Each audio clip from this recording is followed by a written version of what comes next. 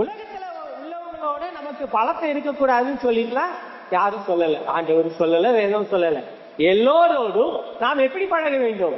சமாதானத்தோடும் அன்போடும் நாம் என்ன செய்ய வேண்டும்? பழக வேண்டும். அவர்களுக்கு கர்த்தருடைய ஆசீர்வாதத்தையும் சமாதானத்தையும் நாம் அவர்களுக்கு வழங்க வேண்டும். ஆனால் ஆண்டவரை ஏற்றுக்கொள்ளாத பிள்ளைகளோடு நமக்கு ஐக்கியம் இருக்க கூடாது. ஐக்கியம் வேறு, பழக்கம் வேறு. புரியுதா உங்களுக்கு? பழக்கம் இருக்கலாம், ஐக்கியம் இருக்க கூடாது. அப்படி இருக்கும் என்று சொன்னால் ஆண்டவரோடு உள்ள ஐக்கியத்தை விட்டுவிட்டு அவரோடு உள்ள ஐக்கியத்திற்கு நாம் செல்வோம் என்று சொன்னால் நாம் என்ன செய்யப்படுவோம்? நம்முடைய வஸ்திரத்தை இழந்து போய்விடுவோம். இந்த உலகம் நம்முடைய வஸ்திரத்தை பறித்து விடும், நம்முடைய வஸ்திரத்தை உரித்து விடும். மறந்து போகக்கூடாது.